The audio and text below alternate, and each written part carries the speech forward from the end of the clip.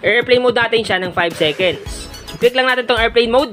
Then, bilang tayo. 1, 2, 3, 4, 5. Then, airplane mode na natin.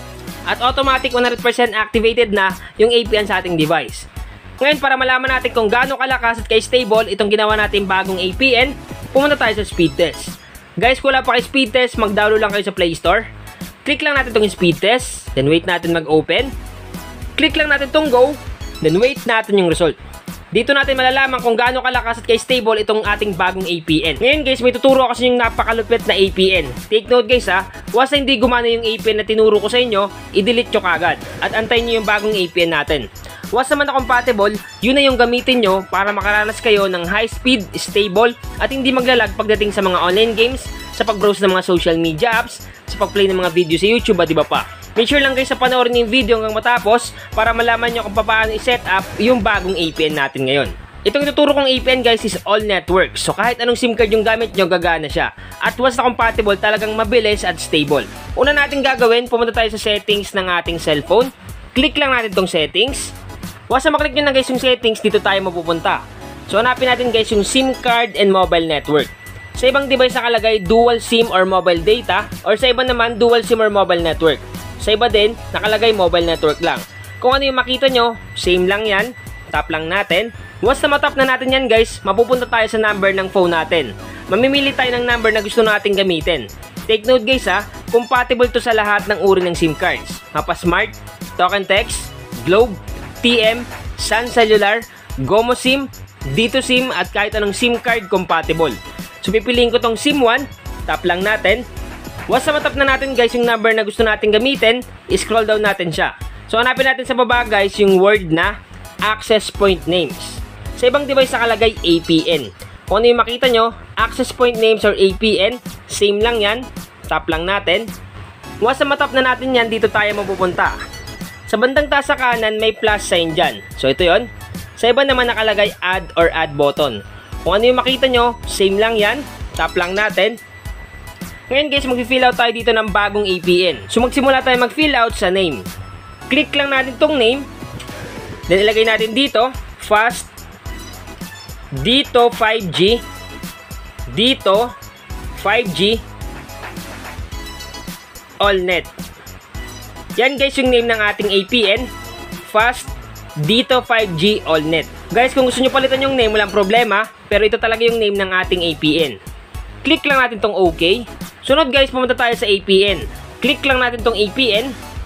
Then ilalagay natin dito, fast, dot, dito 5G, dito 5G, .com. So yan guys yung ilalagay natin, fast, dot, dito 5G.com. Guys, all networks to kaya wala kayong dapat problemahin. Kahit anong SIM card is gagana. Pag okay na, tap lang natin tong OK. Sunod guys, dito naman tayo sa username. Click lang natin tong username. Dito guys, ilalagay natin Mindtech, hashtag or number sign, dito 5G. Yan guys yung ilalagay natin sa username, Mindtech, hashtag or number sign, dito 5G. Click OK. Sunod guys, pumunta tayo sa password. Click lang natin tong password.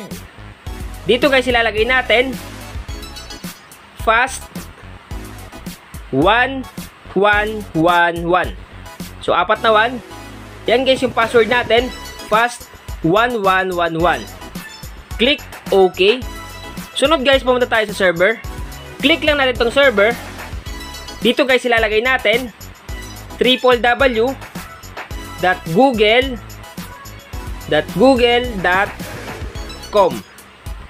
Yan guys yung ilalagay natin sa server, www.google.com. Click OK. Sunod guys, pumunta tayo sa APN type. Click lang natin tong APN type. Then ilalagay natin dito default. Yan guys yung ilalagay natin sa APN type, default. Click OK. Sunod guys, pumunta tayo sa APN protocol. Click lang natin tong APN protocol. Dito guys, yung pipiliin natin is IPv4/IPv6. Sa pinakababa, yan yung pipiliin natin. Tap lang natin yan. Sunod guys, pumunta tayo sa APN roaming protocol. Click lang natin tong APN roaming protocol. Dito naman guys, yung pipiliin natin is IPv4. Yung pinakaunahan, IPv4, yan yung pipiliin natin. Tap lang natin yan. Then last but not the least, pumunta tayo sa bearer. Click lang natin tong bearer. Dito guys, dapat yung may check lang dito is unspecified. Para compatible siya sa lahat ng uri ng device. Kasi once na pinili mo yung LTE, tapos yung phone mo is 3G lang or 5G siya, automatic hindi gagana. Kaya mas maganda na naka-specified para pang kalahatan. Pag okay na, tap lang natin itong OK sa baba. Double check nyo kung tama yung pagkakalagay ng name, APN, username, password, server, and so on and so forth. Para 100% gagana talaga yung APN sa ating device. Pag okay na, isave na natin siya. So para masave yan, kailangan natin pindutin yung save button sa bandang taas sa kanan. So dito yun makikita yung save button. Pero sa akin, kailangan ko muna pindutin itong tatlong tuldok para lumabas yung word na save. So click lang natin itong save. Automatic guys, na-save na natin yung ginawa nating APN na Fast dito 5G AllNet. Ngayon guys, para ma-activate itong ginawa nating APN, kailangan natin pindutin itong bilog sa katabi. Once na pinindot mo yan, automatic mawala yung mobile data at lalabas ulit. Kasi nga guys, magpapalit ng bagong APN at magre-refresh yung signal. So i-activate na natin siya. Tap lang natin itong bilog. Automatic mawala yung mobile data at lalabas ulit. Kasi nga, nagbago na yung APN natin. Ngayon guys, para makasigurado tayo na 100% talagang gagana yung APN sa ating device, airplane mode natin siya ng 5 seconds. So click lang natin tong airplane mode, then bilang tayo, 1, 2, 3, 4, 5. Then airplane mode na natin, at automatic 100% activated na yung APN sa ating device. Ngayon, para malaman natin kung gaano kalakas at ka-stable itong ginawa natin bagong APN, pumunta tayo sa speed test.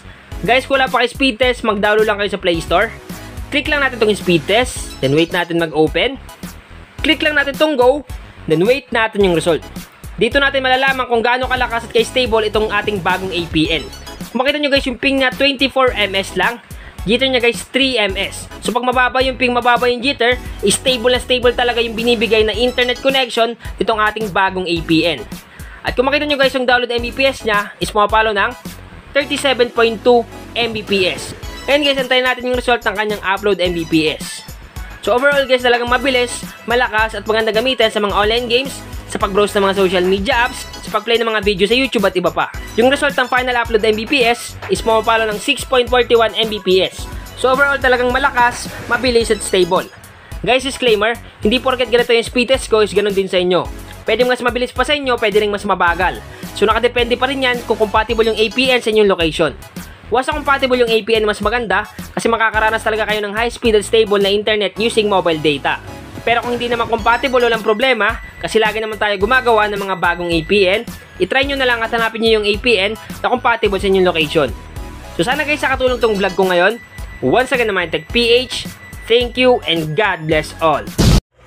Sa mga hindi pa naka-follow sa ating bagong Facebook page, paki-follow na lang yung Facebook page natin na Mindtech. Take note lang Mindtech lang yung nakalagay, walang PH or official. Paki-follow na lang para lagi kayong updated sa mga bagong post natin sa YouTube at sa ating bagong Facebook page.